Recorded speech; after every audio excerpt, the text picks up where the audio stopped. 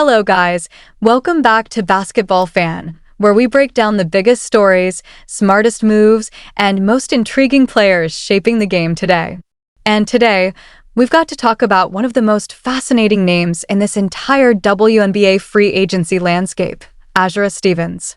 Now, when I say fascinating, I don't just mean she's a talented player, because that part is already established.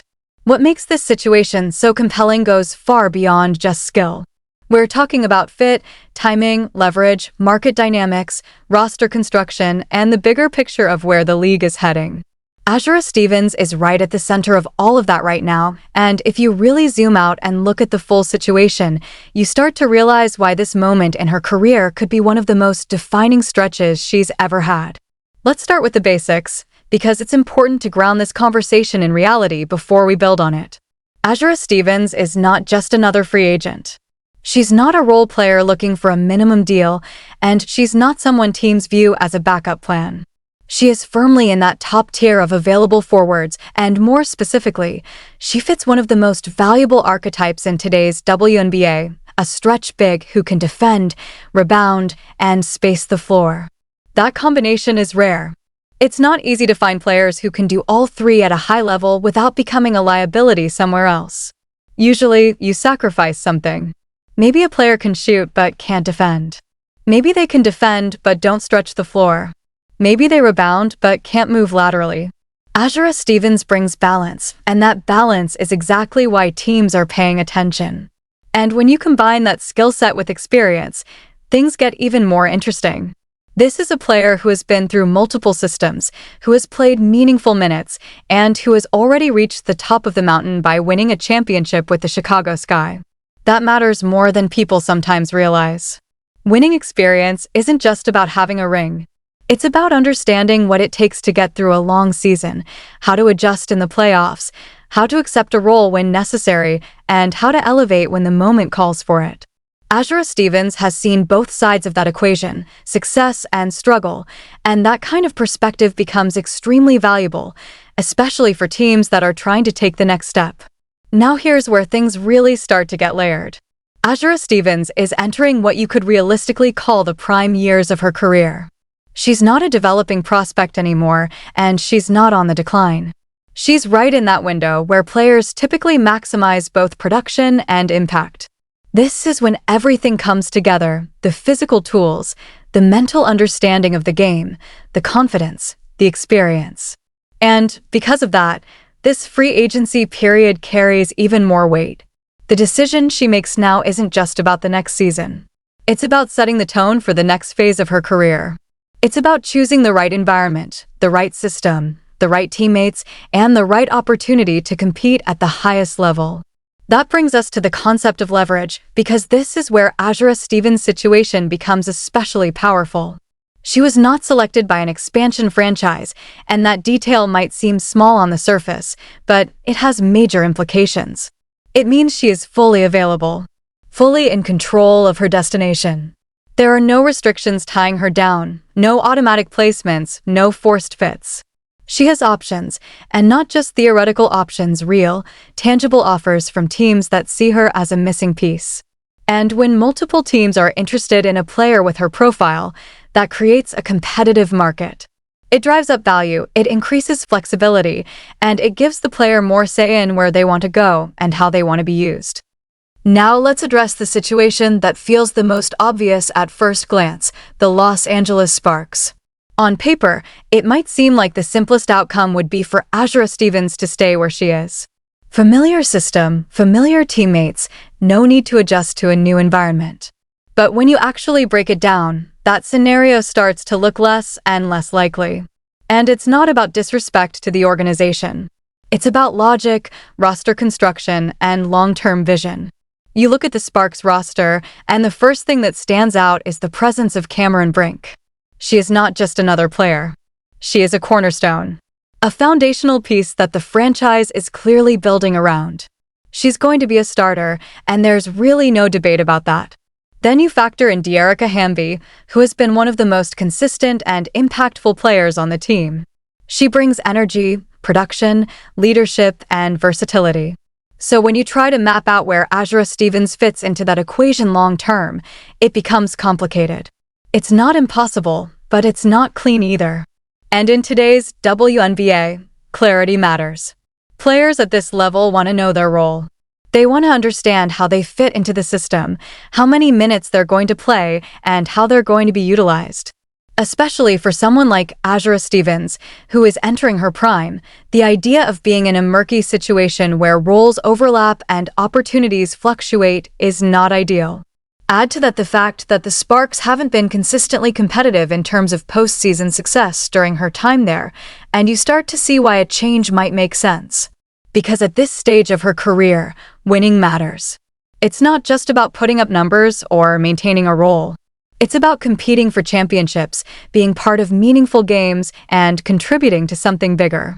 Azura Stevens has already experienced what it feels like to win at the highest level, and once you've had that taste, it's hard to settle for anything less. That competitive drive doesn't just disappear. If anything, it becomes stronger. Now, another layer to this whole situation is the subtle signals that players sometimes send, especially in the modern era of social media. Fans notice everything: likes, follows, comments, screenshots, and while not every action means something, patterns usually do. When a player starts engaging with content related to other teams, when they hint at different destinations, when they show interest in potential fits, it's rarely accidental. These are calculated moves. Not necessarily confirmations, but indicators. And in Azura Stevens' case, there have been enough of these small moments to suggest that she is at least exploring her options seriously, if not already leaning toward a new chapter. And that brings us to one of the most talked about potential destinations, the Indiana Fever. From a basketball standpoint, this is where things get really exciting, because the fit here is not just good, it's potentially transformative. When you look at what the Fever are building, it's clear that they're assembling a dynamic core centered around Caitlin Clark, Aaliyah Boston, and Kelsey Mitchell. Each of those players brings something unique to the table, and together, they create a foundation that is both versatile and Caitlin Clark, in particular, changes everything about how you evaluate potential additions. She is a player who thrives on spacing. Her ability to shoot from deep, create off the dribble, and make high-level reads forces defenses to stretch in ways that few players can replicate. But for that system to truly reach its full potential, you need the right pieces around her. You need players who can operate without clogging the paint, who can move without the ball, who can knock down shots when the defense collapses, and who can contribute defensively without needing constant offensive touches. That's where Azura Stevens fits in perfectly. She is the type of player who complements a high-usage guard without taking away from their impact. She doesn't need to dominate possessions to be effective. She can space the floor, knock down open shots, and create opportunities simply by being in the right place at the right time. Her ability to stretch the defense would open up driving lanes for Caitlin Clark and Kelsey Mitchell, while also giving Aaliyah Boston more room to operate inside. Defensively, she adds another layer of versatility. She can guard multiple positions, switch when necessary, and provide help-side defense without being out of position. That kind of flexibility is crucial in today's game, where offenses are constantly looking to create mismatches. Having a player who can adapt on the fly and maintain defensive integrity is a major asset. But beyond the X's and O's, there's also the intangible element of fit. Chemistry, mindset, and shared goals all play a role in determining whether a team can truly come together. The Fever are a team on the rise. They have momentum, they have talent, and they have a clear direction. Adding a player like Azura Stevens, who brings experience, maturity, and a championship mindset, could accelerate that process significantly. And from Azura Stevens' perspective, the appeal is just as strong. This would be an opportunity to join a team that is not just competitive, but ascending. A team that is building something sustainable. A team where her skill set is not just useful, but essential. It's the kind of situation where both sides benefit, where the fit makes sense on multiple levels, and where the potential upside is hard to ignore. Now, of course, Indiana is not the only team that could be in the mix. When a player with this kind of profile hits the market, there are always multiple suitors. Teams looking to contend, teams looking to rebuild, teams looking to add depth, they all evaluate players differently based on their needs and timelines.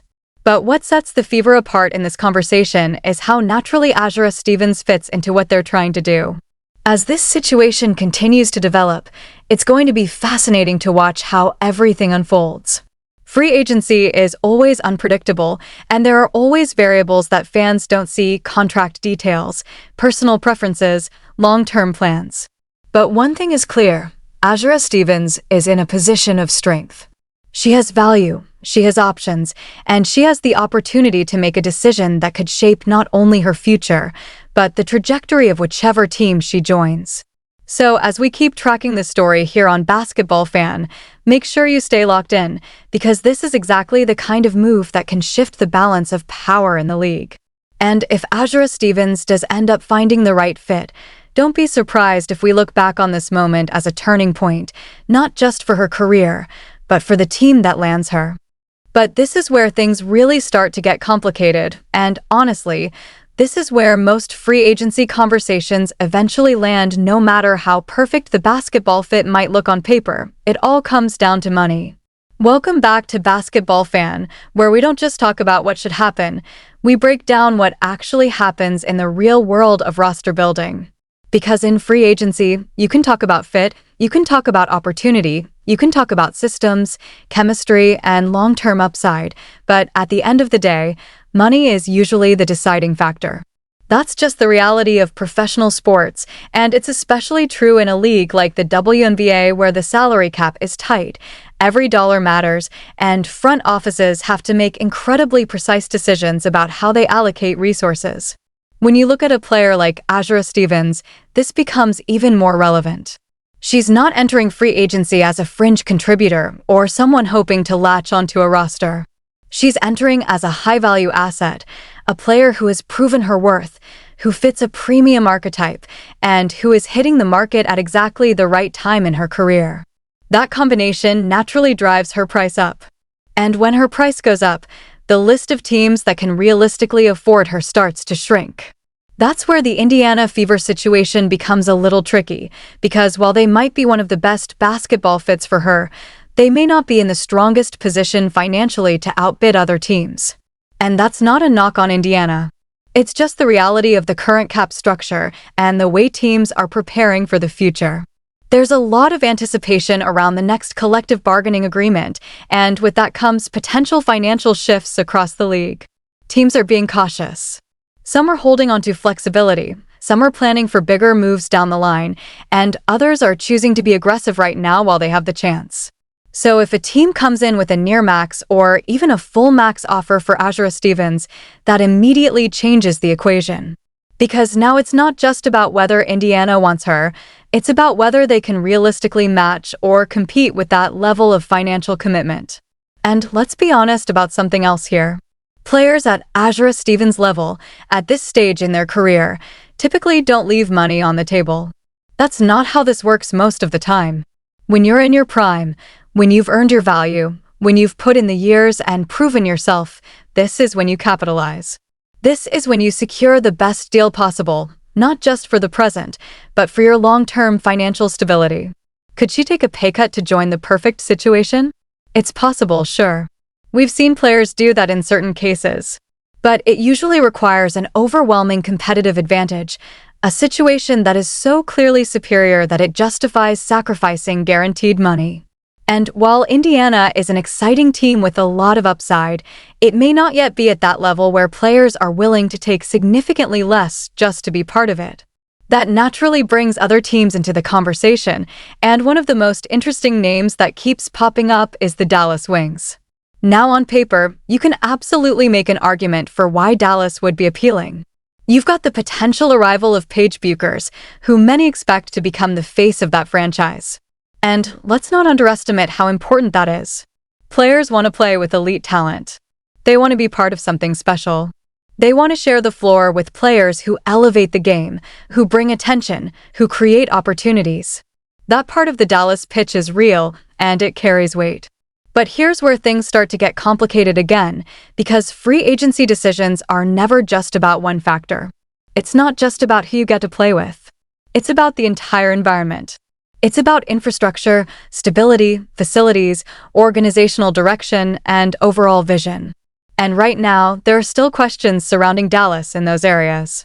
There's uncertainty about the long-term plan, about how everything is structured behind the scenes, and about whether the organization is fully aligned in terms of where it's going. And players notice that. They pay attention to those details, even if fans don't always see them. Free agents care about environment just as much as they care about teammates. That's something that often gets overlooked in surface-level discussions. You're not just choosing a contract when you sign with a team. You're choosing your day-to-day experience. You're choosing the people you work with, the resources you have access to, the culture you're stepping into, and the level of support you're going to receive. All of that plays a role in how you perform, how you develop, and ultimately how your career unfolds.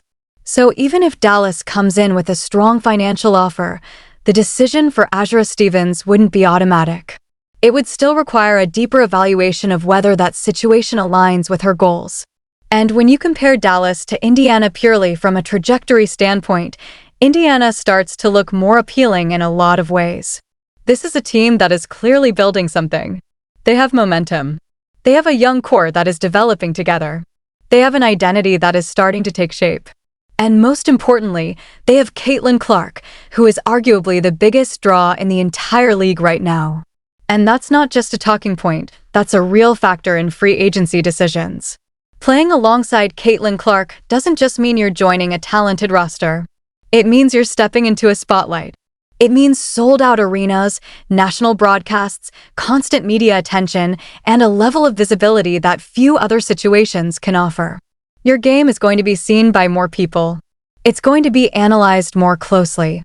It's going to be appreciated at a higher level. And that has real implications beyond basketball. That affects endorsements. That affects brand building. That affects how you're perceived in the broader sports landscape. For a player like Azura Stevens, who is already established but still has room to elevate her profile, that kind of exposure is extremely valuable. But even with all of that in mind, Indiana still has to execute. And that's where some concerns start to creep in, because if you look at their recent history in free agency, it hasn't always inspired confidence. They've made moves, they've brought in players, but the overall strategy has leaned more toward experience than toward building a roster that fully complements their young, fast-paced core. And that creates a stylistic disconnect. When you have a player like Caitlin Clark, who thrives in an up-tempo, high-energy system, you need to surround her with players who can match that pace. Players who can run, who can space the floor, who can keep up with the speed of the game as she dictates it. This is something that even legends like Sue Bird have talked about. Teams that embrace youth, athleticism, and pace tend to have an edge in the modern game. They're harder to defend, they create more opportunities, and they can adapt more easily to different styles of play. If Indiana doesn't align their roster construction with those principles, they risk limiting their own ceiling. And that's why Azura Stevens is such a perfect fit in theory, because she bridges that gap. She brings experience without sacrificing mobility. She understands the game at a high level, but she can still move, still defend, still keep up with the pace that Indiana wants to play at. But again, theory only takes you so far.